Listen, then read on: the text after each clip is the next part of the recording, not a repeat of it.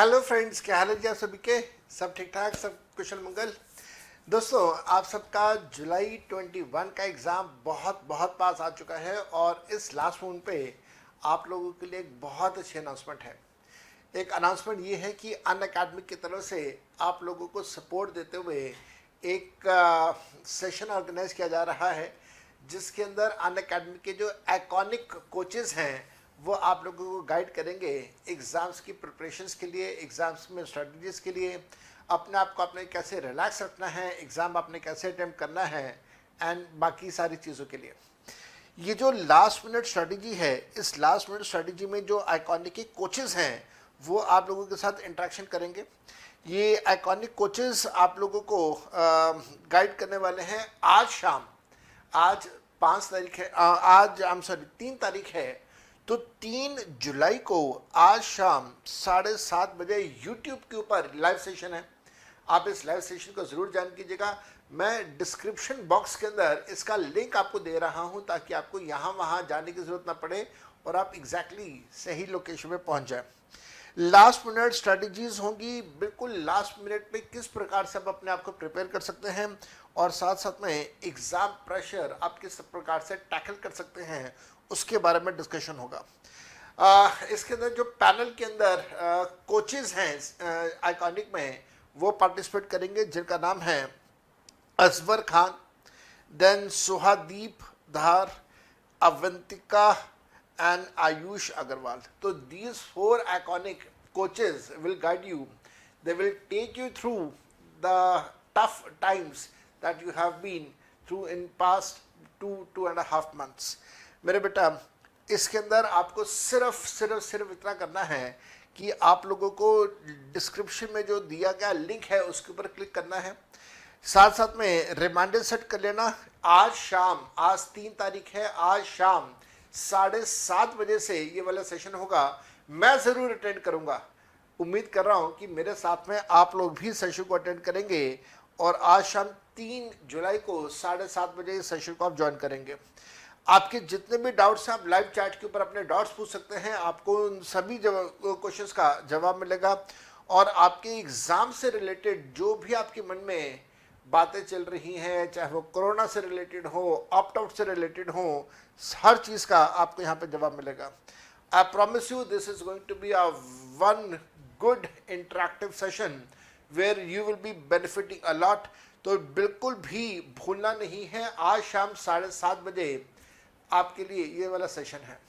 और अब हम लोग यहाँ पे स्टार्ट करेंगे अपना टॉपिक, जहाँ पे आईटीसी के अंदर कौन कौन सी डेफिनेशंस यूज होती हैं, मैं वो आपके साथ डिस्कस करूंगा।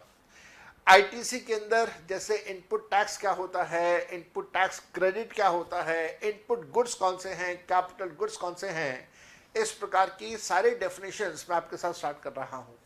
And here is the video for you.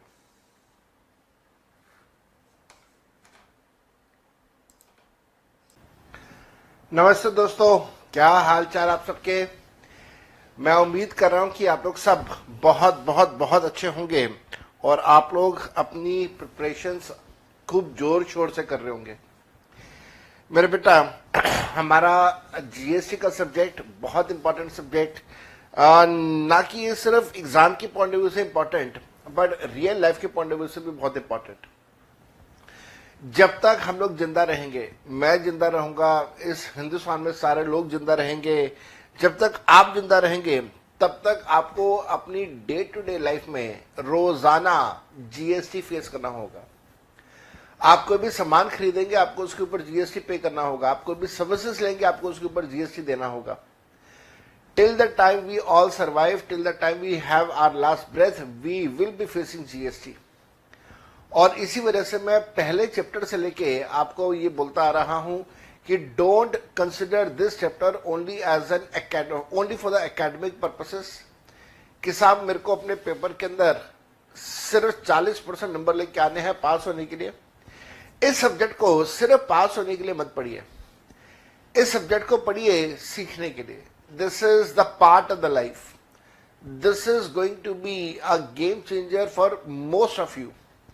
अगर आपने सब्जेक्ट के ऊपर अच्छी पकड़ बना ली तो आने वाले टाइम में बहुत सारी चीजें आपके लिए आसान होंगी।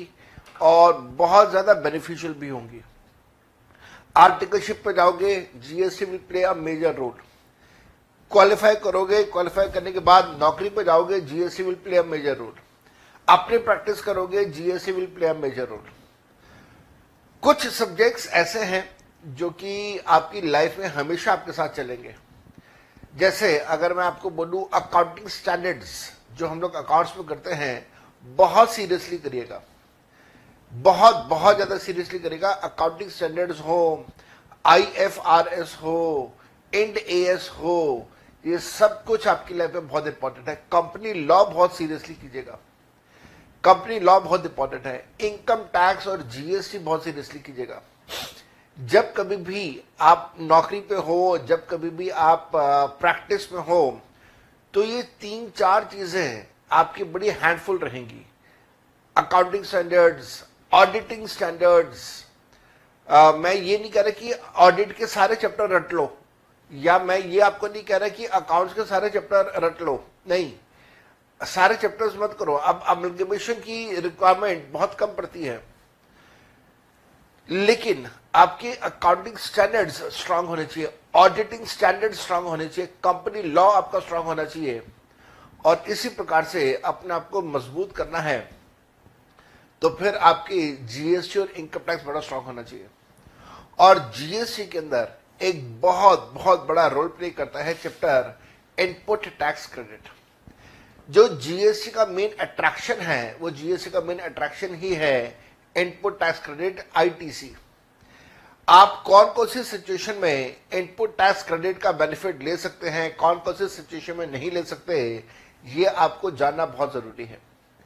हालांकि हमारी सरकार ये बात बोलती है कि this is the case of one country one tax, and we have seen it is not so. Government का एक स्लोगन तो है, लेकिन वो रियल लाइफ से बहुत दूर है। दूसरा, हम लोगों ने ये देखा कि गवर्नमेंट बार बार बोलती है there is a free flow of the credit. तो आज इस चैप्टर में हम लोग सीखेंगे कि क्या actually genuinely there is a free flow of the credit, and you will find answer is big big no. There are many conditions, there are many restrictions for taking your input tax credit. There are many buts, there are many ifs for taking ITC. It's not a free flow as it is advertised. Chapter के अंदर 3 section है, section 16, 16, 17, 18। 3 section में 3 classes लूंगा मैं। पहली class ये वाली section 16, next class पे सेक्शन 17, और उससे नेक्स्ट क्लास पे सेक्शन नंबर 18। और एक क्लास हमारी लग जाएगी जिसके अंदर मैं आपको करवाऊंगा मल्टीपल चॉइस क्वेश्चंस और एग्जाम के क्वेश्चंस। तो आप मान के चलिए कि 4 क्लासेस का कंटेंट है आईटीसी के चैप्टर में। तो आईटीसी का चैप्टर बहुत बहुत ज्यादा इंपॉर्टेंट, बहुत सारे कंसेप्ट्स प्रैक्टिकल तक पहुंचने के लिए आपको थ्योरी के रास्ते जाना होगा। तो आप मेरे साथ साथ में थ्योरी लिखेंगे, जहां जहां पे जरूरत पड़ेगी, और मैं बता रहा हूं लगभग हर स्टेप पे जरूरत पड़ेगी, जहां जहां जरूरत पड़ेगी, हर स्टेप पे जरूरत पड़ेगी, वहां वहां मैं आपको प्रैक्टिकल क्वेश्चंस करवाऊंगा। कुछ प्रैक्टिकल क्वेश्चन मैं अपनी तरह से फ्रेम करूंगा, कुछ प्रैक्टिकल क्वेश्चन किताब में से करवाऊंगा, एग्जाम के क्वेश्चन हम लोग करेंगे, और ऐसे करते हुए इस चैप्टर के ऊपर मास्टरी अचीव करने की हम लोग पूरी कोशिश करेंगे। I won't disappoint you. This is my promise. You will be learning a good things. बहुत अच्छे नॉलेज आप लोग गेन करने वाले हैं चैप्टर के अंदर, जिसका नाम है input tax credit, ITC. ITC का चैप्टर ऊपर हेडिंग आपने जरूर देनी है। This is our chapter number, कौन सा चैप्टर है? This is our chapter number 12 with a name called input tax credit, with a name called input tax credit। आज और आज के बाद मैं इसको पूरा नाम से नहीं बुलाऊंगा, मैं इसको सिंपली बोलूंगा आईटीसी, सिंपली आईटीसी। और इस आईटीसी में जो सेक्शंस हमने यूज करने हैं वो मैंने आपको बता दिए। कौन कौन से सेक्शन यूज होंगे? 3 क्लास 3 सेक्शंस। कौन कौन से सेक्शन हम लोग यूज करेंगे? Section 16, section 17, section 18। और जब आप रूल्स की बात करेंगे तो रूल्स हम लोग यूज करेंगे 36 से लेके 44 तक। तो बहुत बहुत बहुत ही important chapter input tax credit हम लोग यहां पे स्टार्ट करने वाले हैं, चैप्टर नंबर 12। कुछ basic introduction before I move on to section number 16। बहुत बहुत बेसिक सी कुछ बातें। आइए बेटा मेरे साथ साथ में लिखिएगा, ऊपर हेडिंग दे दीजिए बेसिक बातें या बेसिक इंट्रोडक्शन। Basic introduction. आप लोगों को अभी तक इतनी बात तो समझ आ चुकी है कि किसी भी व्यक्ति की जो जीएसटी लायबिलिटी होगी, किसी भी व्यक्ति की जो जीएसटी लायबिलिटी होगी वो होगा उसका आउटपुट टैक्स माइनस उसका इनपुट टैक्स। ये बात तो हम लोगों को बड़े अच्छे से समझ आ चुकी है। आउटपुट टैक्स में से इनपुट टैक्स माइनस कर देना तो आपके पास जीएसटी लायबिलिटी आ जाएगी। लेकिन अब इशू यहां पे ये है, प्रॉब्लम यहां पे ये है कि साहब आउटपुट टैक्स होता क्या है, इनपुट टैक्स होता क्या है, कौन कौन से सिचुएशन में आउटपुट टैक्स में से इनपुट टैक्स को लेस करना है, कौन कौन से सिचुएशन में से आउटपुट टैक्स में से इनपुट टैक्स लेस नहीं करना है, ये हम लोगों ने यहाँ पे सारी बातें सीखनी है। मैं स्क्रीन के सामने से हट जाता हूं ताकि आप आराम से देख सके और आराम से सारी बातें लिख सके। तो इनपुट टैक्स क्रेडिट की जो एक बहुत बेसिक सी प्रिंसिपल है, कंसेप्ट है, वो मैंने आपको यहाँ पे सामने लिख के दिया हुआ है। And now we are starting with the first concept. बहुत बहुत ध्यान से करना मेरे बेटा, पॉइंट्स में लिखेंगे। Point number 1, in the simple language, in simple language, मैं एक बहुत सिंपल साधारण आसान भाषा में बता रहा हूं। GST paid at the time of receiving goods or services, goods slash services slash both, is called as input tax। और इसी प्रकार से अगर मैं आउटपुट टैक्स के बारे में बात करूं तो इन सिंपल वर्ड्स, बहुत आसान सरल भाषा में, in simple words, GST charged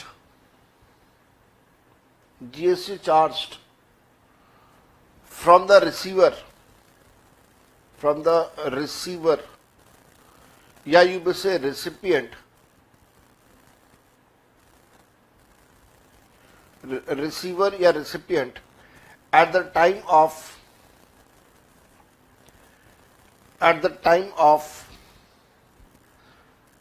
outward supply, at the time of outward supply को आप कह सकते हैं cell of goods and services, outward supply that is sale of goods or services is called as output tax, मेरे बेटा क्या मैंने आपको यहां पे कोई ऐसी बात बताई जो आज से पहले आपको ना पता हो? Answer is no. मैंने आपको कुछ भी नया नहीं बताया, ये बातें तो आपको ऑलरेडी पहले से पता है। मैंने आपको तो सिंपल ये कहा कि साहब किसी की भी जीएसटी लायबिलिटी कैलकुलेट करनी हो तो आउटपुट टैक्स में से उसका इनपुट टैक्स माइनस कर दीजिए। जो डिफरेंशियल अमाउंट है वो डिफरेंशियल अमाउंट इसकी जीएसटी लायबिलिटी है जो आपने पे करनी है। अब प्रॉब्लम यहां पे ये कि आउटपुट टैक्स क्या होता है, मैंने बहुत सिंपल भाषा में आपको लिखाया। हालांकि आउटपुट टैक्स की प्रॉपर डेफिनेशन हमारे जीएसटी लॉ में गिवन है, अभी आपको लिखाऊंगा। सिंपल भाषा में, बहुत आसान भाषा में ये कहा मैंने कि जब कभी भी आप गुड्स बेचोगे, जब कभी भी आप सर्विसेज दोगे, तो गुड्स के बेचने पे, सर्विसेज के देने पे जो भी टैक्स आप चार्ज करते हो अपने ग्राहक से, अपने कस्टमर से, उस टैक्स को हम लोग बोलते हैं आउटपुट टैक्स। मैं आपको सर्विसेज दे रहा हूं, मैं आपको क्लासेस दे रहा हूं, आपने मेरे से क्लासेस परचेज करी हैं, तो मेरे लिए आपको जब मैंने क्लासेस दी तो मैंने आप लोगों से उसके बदले में जीएसटी भी चार्ज किया अलॉन्ग विद द फीस। तो जो जीएसटी मैंने आपसे लिया एज अ कस्टमर, आपसे मैंने जीएसटी लिया, तो वो जीएसटी मेरे लिए बन गया मेरा आउटपुट टैक्स। आउटपुट टैक्स क्यों बना? क्योंकि मैं सर्विसेज दे रहा हूं। अब आप इसको ऐसे समझिए, मैंने पहले भी एक बार ये बात समझाई थी कि जब मैंने गुड्स बेचे, जब मैंने सर्विसेज दी या सर्विसेज बेची, तो मेरे ऑर्गेनाइजेशन से गुड्स बाहर गए, मेरे ऑर्गेनाइजेशन से सर्विसेज बाहर गई। बाहर जाना इस आउटपुट या आउटवर्ड। तो जब मैंने आपको सर्विसेज दी, जब मैंने आपको गुड्स दिए, उसके बदले में आपसे पैसा भी लिया और मैंने टैक्स भी चार्ज किया। That tax is what we call as an output tax. अब इनपुट टैक्स क्या है? जो मैं आपको सर्विसेज दे रहा हूं, जो मैं गुड्स आपको दे रहा हूं, उन सर्विसेज के लिए, उन गुड्स के लिए मैंने बहुत सारे गुड्स परचेज भी किए, सर्विसेज अवेल भी करी। मैंने बुक्स, जो प्रिंटेड बुक्स आपको दी हैं, वो मैंने परचेज करी और फिर मैंने आपको दी। मैंने पेन ड्राइव्स परचेज करी, वो मैंने आपको दी। इसी प्रकार से मेरे ऑफिस के अंदर जो स्टाफ मेंबर्स हैं, उनके पास टेलीफोन्स हैं, मोबाइल फोन्स हैं। मोबाइल फोन्स परचेज करें, स्टाफ को दिए यूज करने के लिए। मोबाइल फोन के अंदर जो मोबाइल फोन का सिम कनेक्शन है, वो मैंने सिम कनेक्शन लिया, स्टाफ को दिया, स्टाफ यूज करता है। तो दैट मीन्स सर्विसेज देने के लिए मैं बहुत सारे गुड्स परचेज भी कर रहा हूं, सर्विसेज ले भी रहा हूं। तो जो मैं गुड्स परचेज कर रहा हूं, जो मैं सर्विसेज ले रहा हूं, जिनको मैं फर्दर अपनी सर्विसेज के देने के लिए इस्तेमाल करता हूं, उन गुड्स और उन सर्विसेज के पॉइंट ऑफ व्यू से सोचें तो वो गुड्स और सर्विसेज मेरे ऑर्गेनाइजेशन में आ रहे हैं, इन वर्ड आ रहे हैं। और जब गुड्स खरीदने पे, सर्विसेज लेने पे मैं जीएसटी पे कर रहा हूं, तो वो जीएसटी मेरा बन गया इनपुट जीएसटी। तो अपने आउटपुट जीएसटी में से इनपुट जीएसटी में लेस करूंगा, आउटपुट टैक्स में से इनपुट टैक्स लेस करूंगा, तो differential will be my GST liability. तो आसान सा एक कंसेप्ट था, लेकिन डेफिनेशन इसकी गिवन है हमारे कानून के अंदर। मैंने आपको डेफिनेशन लिखवानी है, मेरे साथ साथ में लिखिएगा डेफिनेशन क्या है। हमारे पास जो डेफिनेशन है वो इनपुट टैक्स की डेफिनेशन है, और वो इनपुट टैक्स की डेफिनेशन आपको गिवन है सेक्शन नंबर, मेरे साथ साथ में लिखिएगा, सेक्शन नंबर 2 क्लॉज 62। आप सब सेक्शन भी कह सकते हैं, कोई दिक्कत नहीं है। This is definition of input tax. Input tax की डेफिनेशन हम लोग कर रहे हैं। क्या कहता है इनपुट टैक्स? कहता है input tax means, input tax means CGST, SGST, UTGST, IGST, which is charged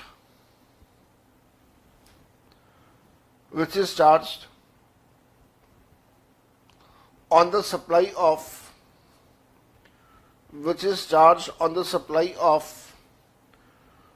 goods or services or both,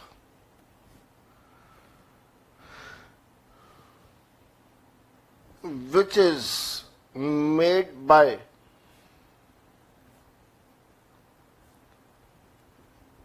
a registered person, and it includes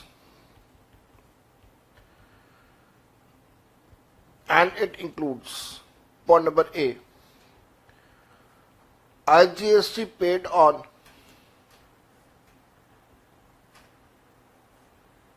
import of goods. Point B, tax paid or tax payable under reverse charge mechanism RCM, but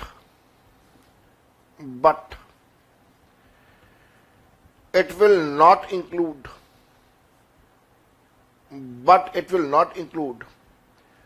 GST, which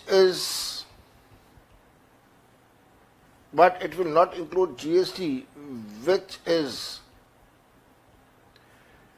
paid under composition scheme,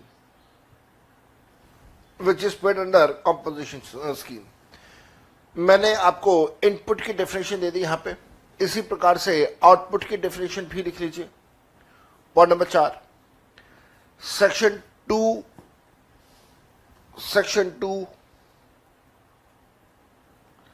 subsection 83 output supply,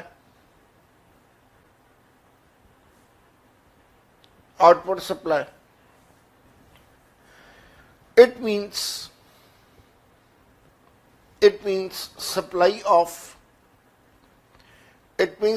of goods or services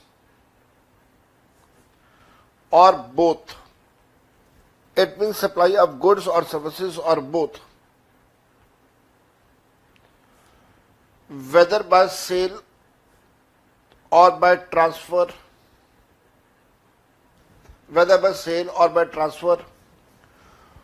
or barter or exchange, rent, lease, license, or disposal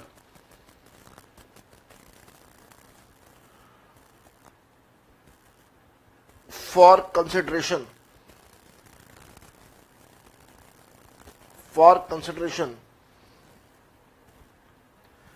which is paid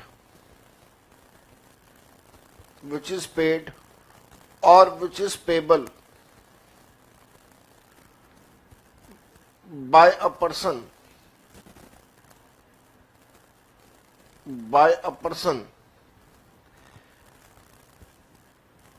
in the course of or for the furtherance of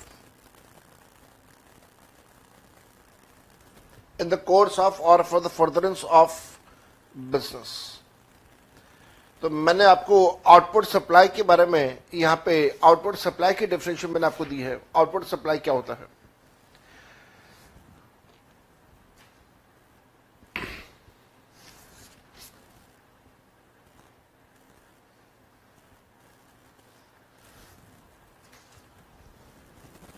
point number 5 बना के लिखिएगा। Point number 5, tax charged by a registered dealer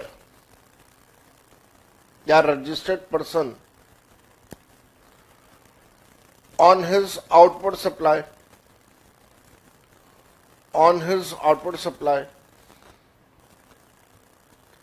is called as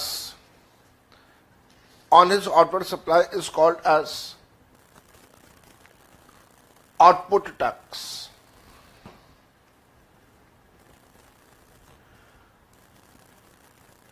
government allows set off से हमारा मतलब होता है to reduce. Government allows the set off का मतलब है to reduce the input tax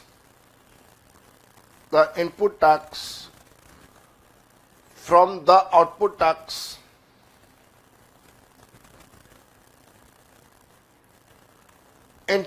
from the output tax, subject to some conditions and restrictions,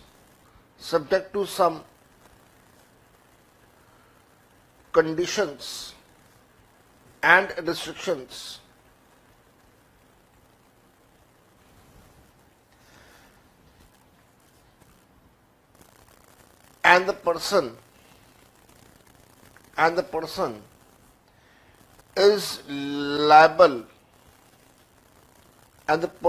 is liable to pay only net amount of GST to GST network, और आप बोल सकते हैं simple भाषा में गवर्नमेंट। पॉइंट नंबर 7 लिखिएगा, the adjustment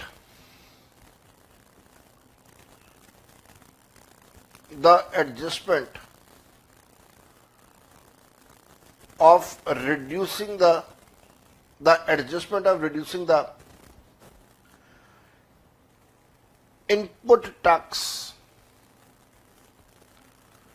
from output tax। आप एक काम करना, एडजस्टमेंट वर्ड को हटा के प्रोसेस कर देना, that will B far better word. The process, या यू मे से सिस्टम, द प्रोसेस और system of reducing the input tax from the output tax is called as input tax credit। उससे आप input tax credit बोलेंगे। Point number 8, definition of input tax credit, ये आपको given है section number 2 clause 56 के अंदर। कहता है input tax credit means the credit of input tax. देखो कितनी अजीब सी बात है, आईटीसी की डेफिनेशन क्या है? ऐसी अगर आपको ध्यान हो ना, कंपनी की डेफिनेशन भी है, कंपनी से कंपनी वजह से registered under the companies act. So stupid. Input tax credit is allowed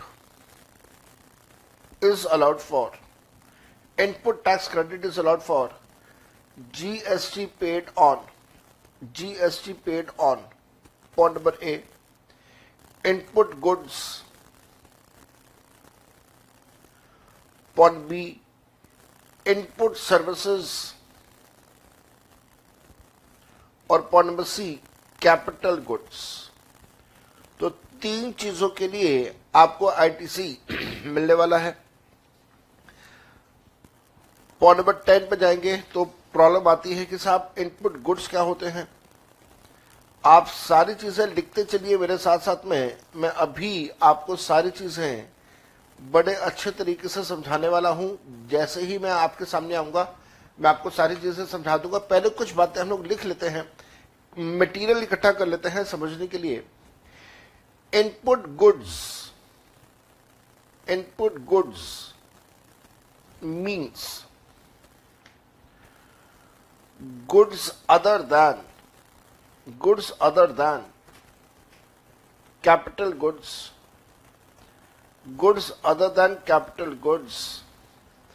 which are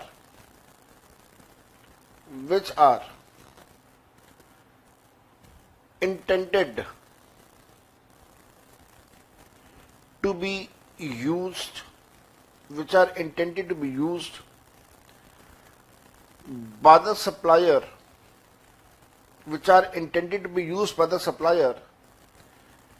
in the course of or in the furtherance of business।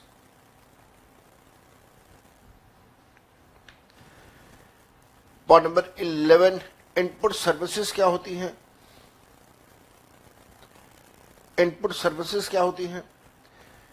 Section number 2 sub section number 60 के अंदर इसकी भी परिभाषा given है।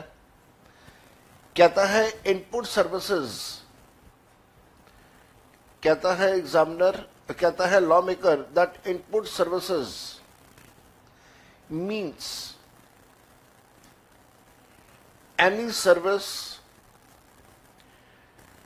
used or intended to be used by the supplier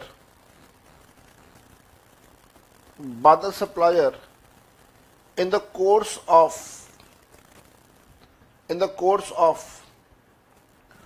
or for the furtherance of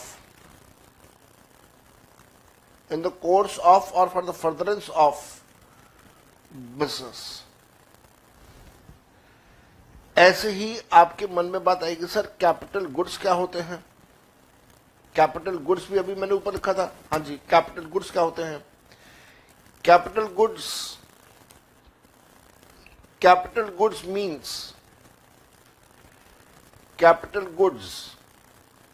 means fixed assets which are being used by the supplier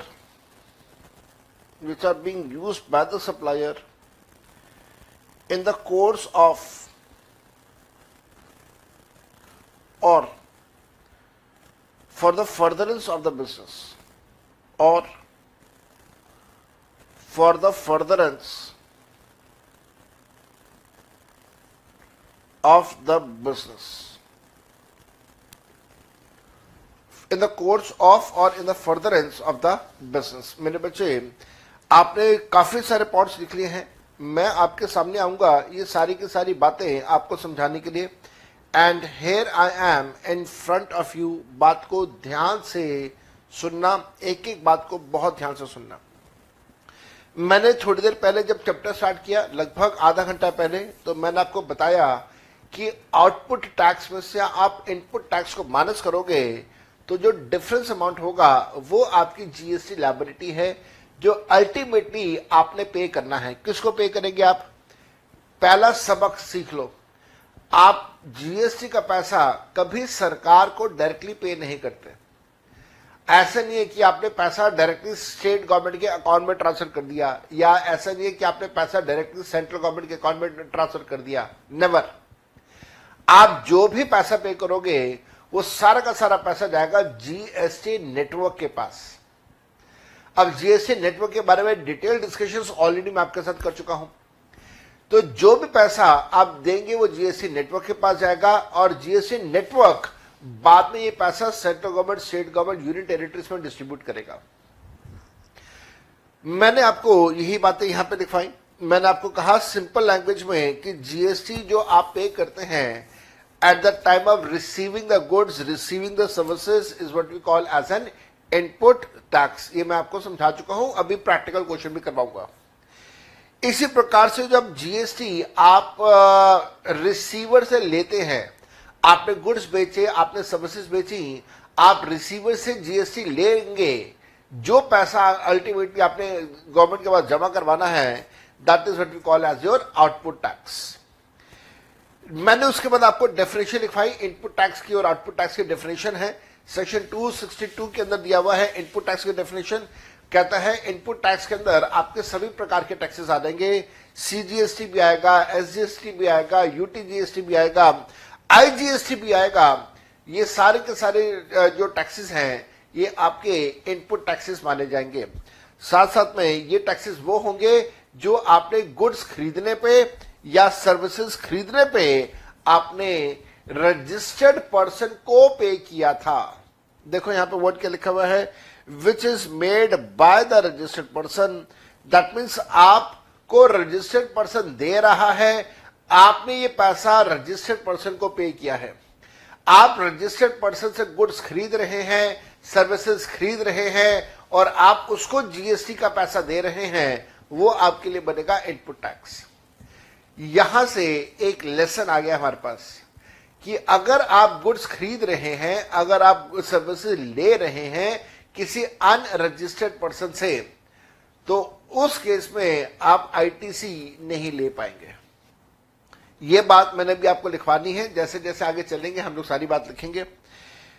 फिर उसके बाद हमने ये कहा कि आईटीसी के अंदर क्या क्या शामिल करेंगे। आईटीसी के अंदर हम लोग इंक्लूड करेंगे, इनपुट टैक्स में हम लोग इंक्लूड करेंगे गुड्स के इंपोर्ट के केस में, सर्विसेज के इंपोर्ट के केस में जो आपने आईजीएसटी पे किया होगा, even that will be regarded as your input tax. साथ साथ में अगर आप आरसीएम बेसिस पे काम कर रहे हैं तो आरसीएम के बेसिस पे जो आप टैक्स पे कर रहे हैं, even that will be allowed as the input tax credit. Now here is a one big headache. असल जिंदगी की अगर हम लोग बात करें, रियल लाइफ की अगर हम लोग बात करें, तो जितना भी आप जीएसटी पे करते हैं in the case of reverse start mechanism, later से आपने फरवरी के अंदर 10,000 रुपए का जीएसटी पे किया अंडर आरसीएम सिस्टम, तो आपको उसी मंथ, सेम मंथ उसका इनपुट मिल जाएगा, इनपुट टैक्स क्रेडिट में आ जाएगा। लेकिन हमारे सी इंस्टीट्यूट का मटेरियल ने कहा कि इनपुट मिलेगा अगले महीने या अगले क्वार्टर में, डिपेंडिंग अपॉन आपका टैक्स पीरियड क्या है।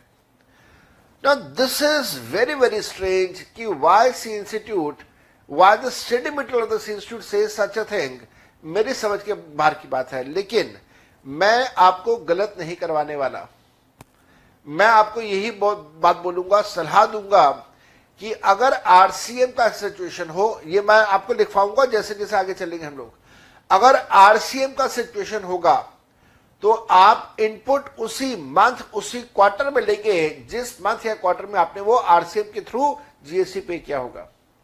आप नेक्स्ट मंथ, नेक्स्ट क्वार्टर के हिसाब से नहीं चलने वाले, आप उसी मंथ, उसी क्वार्टर के हिसाब से चलेंगे।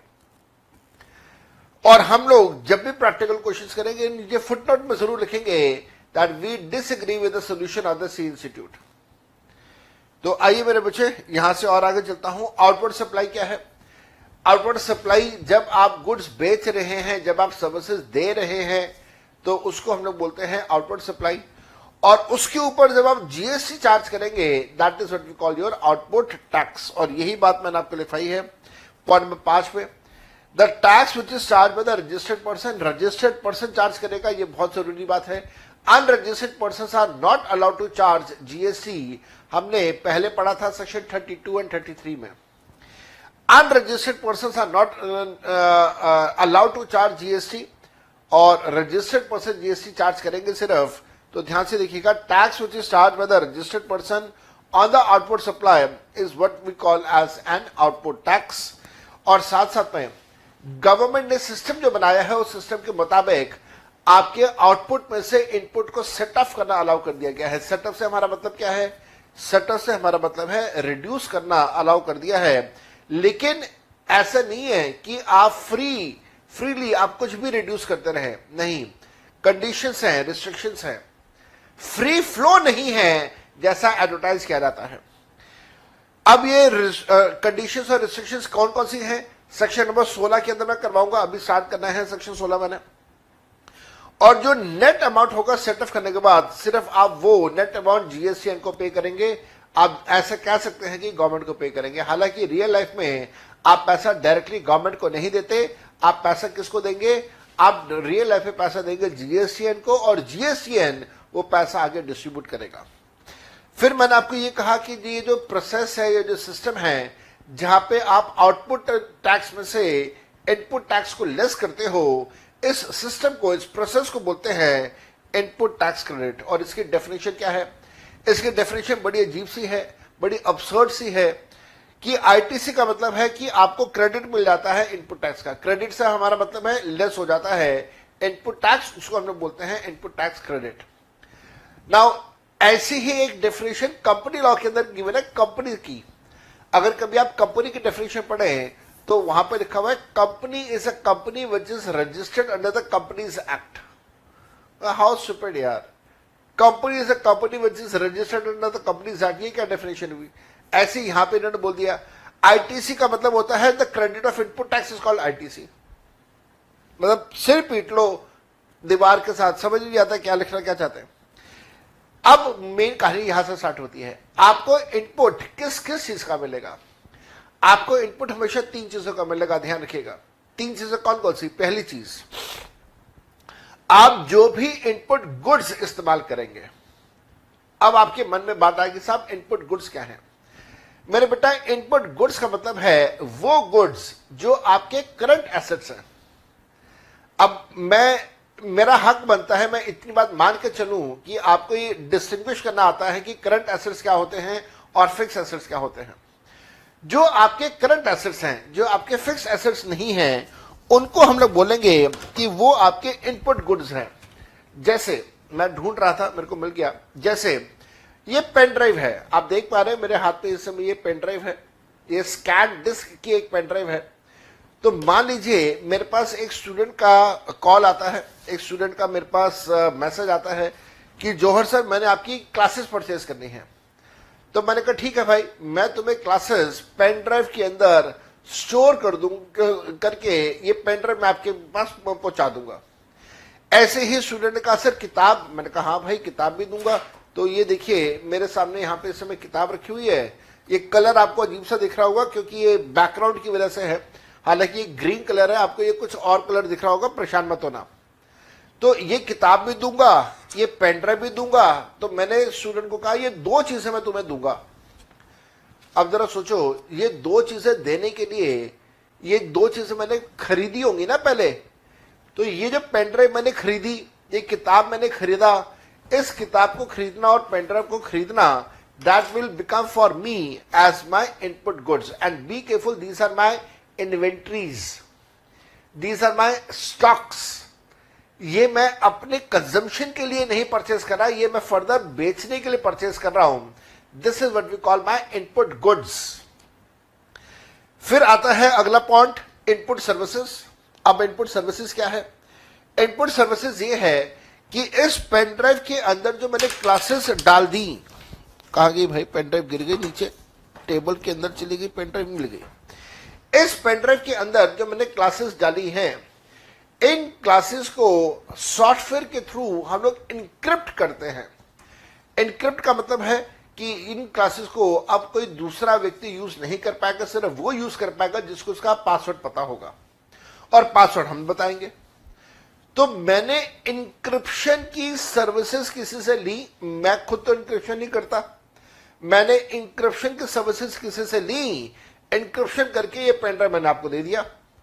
So this is again my input service. ऐसे ही मेरे ऑफिस में जो स्टाफ मेंबर्स हैं, 4 स्टाफ मेंबर्स हैं, चारों के पास एक एक फोन है और चारों को मोबाइल फोन मैंने दिया, तो उनके टेलीफोन के बिल मैं पे करता हूं। तो that is also my input service, जो टेलीफोन के बिल्स हैं। अब आप ये कहेंगे सर जो आप अपने स्टाफ को सैलरी पे करते हो वो भी तो इनपुट सर्विस है। मैं बोलूंगा बिल्कुल नहीं है, क्योंकि एम्प्लॉयर एम्प्लॉय की केस में जो सैलरी वगैरह पे किया जाता है, that is not regarded as a supply. याद करो नेगेटिव लिस्ट, याद करो शेड्यूल 3। फिर तीसरी बात आती है sir what are capital goods. बहुत आसान सर, बहुत आसान है। ये देखो मेरे सामने, मेरे पास इस समय एप्पल पैड रखा हुआ है। मैं इस एप्पल पैड के ऊपर ये सारी चीजें लिखता हूं, और ये जो सारी चीजें मैं लिखता हूं वो फिर सॉफ्टवेयर के थ्रू आपको यहां पे सामने दिखाई देता है। सॉफ्टवेयर यूज करते हैं उसके लिए हम लोग, डिस्प्ले करने के लिए, डिस्प्ले करने के लिए हम लोग सॉफ्टवेयर को यूज करते हैं। और इसी प्रकार से ये मेरे पास पेंसिल है या पेन कह लीजिए, जिसके थ्रू मैं लिखता हूं। मेरे बिल्कुल सामने ऊपर वहां पे एक एसी लगा हुआ है, उसकी बात कर लीजिए। बिल्कुल सामने एक कैमरा लगा हुआ है, इसकी बात कर लीजिए। कैमरे के ऊपर एक स्क्रीन लगी हुई है जिसके अंदर मैं देखता रहता हूं भाई सब ठीक ठाक चल रहा है या नहीं चल रहा। ये सब मेरे फिक्स एसेट्स हैं। ये सारी क्लासेस इस समय रिकॉर्ड हो रही है। मेरे लेफ्ट हैंड साइड पे एक सर्वर रखा हुआ है, सर्वर के अंदर ये सारी क्लासेस रिकॉर्ड हो रही है। ये मेरे फिक्स एसेट्स हैं। और ये जितने भी मेरे फिक्स एसेट्स हैं, ये जितने भी मेरे फिक्स एसेट्स हैं, इन फिक्स एसेट्स को बोला जाएगा एज कैपिटल गुड्स। और ये फिक्स एसेट्स मैं यूज कर रहा हूं किस काम के लिए? ये फिक्स एसेट्स मैं यूज कर रहा हूं further for the purpose of making further supply of goods and further supply of services. So these are what we call as your input goods, input services and capital goods, जिनकी परिभाषा मैंने आपको यहां पर लिखवाई है। मैंने इनपुट गुड्स लिखवाया, इनपुट सर्विसेज लिखवाया, कैपिटल गुड्स मैंने आपको यहां पे लिखवा दिया। अब हम लोग यहां पे एग्जाम्पल लिखेंगे। एक छोटा सा एग्जाम्पल करते हैं, थोड़ी सी चीजें सेटल डाउन हो जाएंगी और उसके बाद फिर मैं और आगे बढ़ चलूंगा यहां से। तो जल्दी जल्दी से एक एग्जाम्पल लिखेंगे आप। Be very very careful. Mister Johar, मैं अपना ही एग्जाम्पल बना रहा हूं यहां पे, is a service provider, is a service provider and provides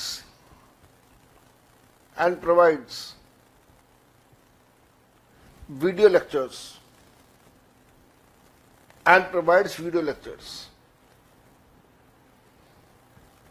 to students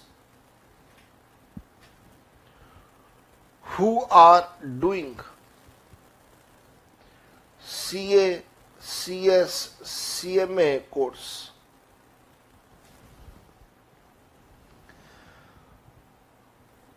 For the month of March,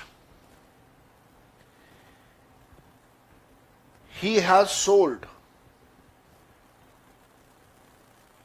video classes. He has sold video classes for amount of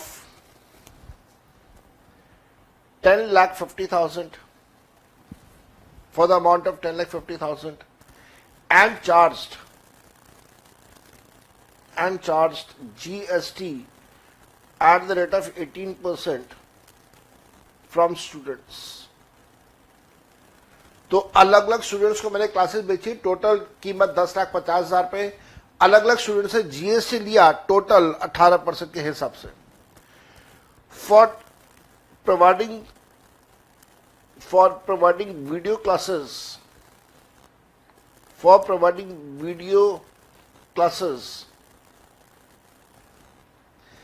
he has purchased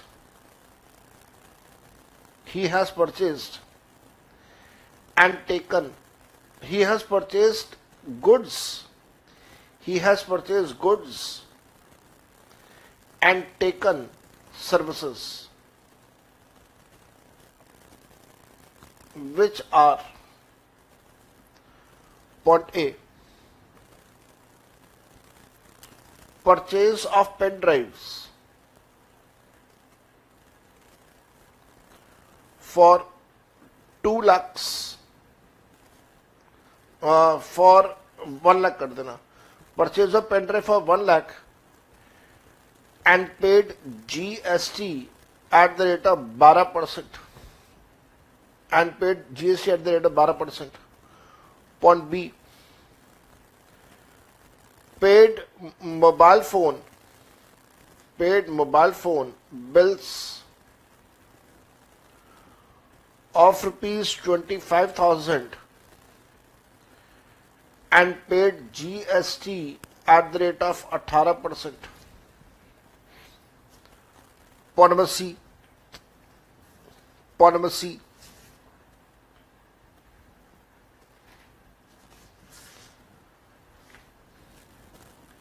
purchased a video camera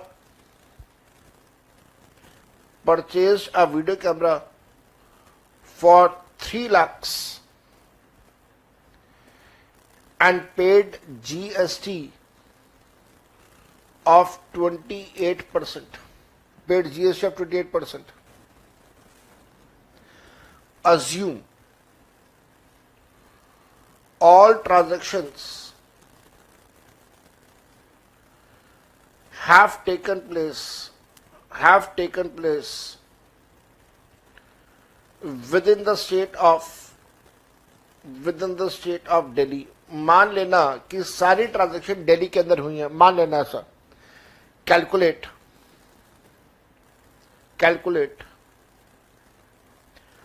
GST liability of Mr. Johar। आपने mister जौहर की GST liability calculate करनी है। देखो अब कितना आसान है, देखो कितना आसान है। देखो भाई, देखो कितना ही आसान है, बिल्कुल भी परेशानी नहीं आएगी आपको इसमें। तो आप सबसे पहले हेडिंग जरूर दीजिए, calculation of GST liability of mister Johar. Heading के बिना तो काम कभी करो ही मत, हेडिंग तो देना ही देना है आपने। यहां पे ऊपर लिखना CGST, यहां पे लिखना SGST। आपको पता है ये दोनों आधा आधा होगा, तो ये होगा 9%, ये होगा 9%, 9% होगा। आपने यहां पे कैलकुलेट करना है आउटवर्ड सप्लाई। आउटवर्ड सप्लाई के ऊपर आउटपुट GST आपके पास आ जाएगा। आउटवर्ड सप्लाई में क्या है? आउटवर्ड सप्लाई में दिया हुआ है the sale of video lectures for the amount of 10,50,000। तो आउटवर्ड सप्लाई में आप लिखेंगे sale of video lectures. Amount कितने का? अमाउंट है 10,50,000 रुपए का। तो 10,50,000 रुपए का 9% आपने कैलकुलेट करना है। जल्दी जल्दी से कैलकुलेटर उठा लीजिए। 10,50,000 का 9% आता है 94,500 एंड 94,500। ये तो था आपका आउटपुट सप्लाई। आपको आउटपुट सप्लाई के में इसके अलावा कोई और डाटा गिवन नहीं है। तो अब बाकी जो भी होगा आप उसको इनवर्ट सप्लाई का नाम देंगे। इनवर्ट सप्लाई में तीन चीजें हैं। इनवर्ट सप्लाई में तीन चीजें कौन कौन सी हैं? पहली चीज ध्यान से करना, इनवर्ट सप्लाई में तीन चीजें हैं। पहली चीज कौन कौन सी है कि आपने पेन ड्राइव परचेज करी थी 1,00,000 रुपए की, 12% का GST था। तो इनवर्ट सप्लाई में पेन ड्राइव है। इनवर्ट सप्लाई में पेन ड्राइव है। कितने की पेन ड्राइव है भाई? इनवर्ट के अंदर पेन ड्राइव है, इनवर्ट के अंदर पेन ड्राइव है 1,00,000 रुपए की, जिसके ऊपर GST था 12% के मुताबिक। अच्छा, एक काम करना, अननेसेसरी आप परेशान हो, मैं भी बार बार एक्सप्लेनेशन देता रहूं, तो आप ना यहां पे ये जो परसेंटेज लिखा था ये परसेंटेज हटा देना, नहीं तो आप अननेसेसरी परेशान होंगे। और यहां पे अगर मैं थोड़ा सा इसको और दुरुस्त कर दूं तो मैं यहां पे अंदर की तरफ लिख देता हूं sale of video lectures for 10,50,000 at 18% GST। तो 18 का आधा आधा मैंने कर दिया। फिर purchase of pen drive for 1,00,000 रुपए at 12% GST। Purchase of pen drive for 1,00,000 at 12% GST।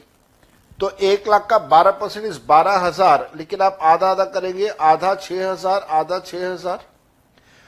Pen drive के बाद इसने और क्या परचेज किया? मोबाइल फोन के बिल परचेज किए हैं 25,000 रुपए के। तो मोबाइल फोन बिल 25,000 रुपए एट द रेट ऑफ 18%। तो 25,000 का आधा आधा कर दीजिएगा। 25,000 का 18% का आधा अगर आप कैलकुलेट करेंगे तो वो आता है 9%, 2,250 और 2,250। तो 25,000 का 9% इज 2,250 एंड देन 2,250। यहां तक भी ठीक है। तीसरा, इसने वीडियो कैमरा परचेज किया है 3,00,000 रुपए का। तो purchase of video camera, purchase of video camera 3,00,000 का 28% दिया हुआ है, मेरे ख्याल से 28 है, हाँ जी 28% दिया हुआ है 3,00,000 का। तो 3,00,000 का 28% का आधा करोगे तो it comes to 42,000 rupees and this is your 42,000 rupees again. तो मेरे बेटा बी वेरी वेरी केयरफुल। आप इसका टोटल करेंगे तो आपका आउटपुट GST आएगा। आउटपुट GST आपके पास कितने का? 94,500। फिर ऐसे ही आप इन सबका टोटल करोगे तो आपके पास इनपुट GST आएगा। आपके पास इनपुट GST कितने का? ऐड करके देखिएगा, 42,000 plus 2,250 plus 6,000, this comes to 50,250 and 50,250। मेरे बच्चे, जैसे ही आपने आउटपुट और इनपुट दोनों की कैलकुलेशन कर लिया, अब आप इन दोनों का डिफरेंस कैलकुलेट कर लो। तो जीएसटी लायबिलिटी आपने कैलकुलेट करना है, सीजीएसटी की लायबिलिटी, एसजीएसटी की लायबिलिटी, ये अज्यूम करते हुए कि it is a case of a with in the state of Delhi का ट्रांजैक्शन। तो आउटपुट टैक्स इज, कितने का आउटपुट टैक्स है? 94,500, 94,500, 94,500। इनपुट टैक्स कितने का? इनपुट टैक्स है 50,250 एंड 50,250। तो जब आप आउटपुट में से इनपुट को लेस कर दोगे तो अब आपकी नेट जीएसटी लायबिलिटी आ जाएगी। कितने की नेट जीएसटी लायबिलिटी आएगी? Net GST liability will be 44,250, similarly 2450 यहां पे भी। तो ये आपके पास आ गई net GST liability. I am pretty sure कि आपको यहां तक किसी प्रकार की कोई दिक्कत नहीं होगी। और मेरे बच्चे, एक काम अगर आप करना चाहो तो कर देना, एक काम करना चाहो तो कर देना, यहां पे ऐसे सर्कल लगा के लिखना चाहो तो लिख देना, अगर सर्कल लगा के लिखना चाहो तो लिख देना। ओहो, ओ ये क्या हो गया भाई, निराश क्यों हो रहा है? हाँ, this system of reducing input tax from output tax, this system of reducing input tax from output tax is called as input tax credit. तो ये जो सिस्टम है, आप इस सिस्टम को नाम देंगे as input tax credit. I am 100% sure कि आपको यहां तक किसी प्रकार की कोई परेशानी नहीं होगी। I am damn sure for this thing, आपको यहां तक किसी तरह की कोई दिक्कत नहीं होगी। लेकिन अब यहां से हम लोग आगे चलेंगे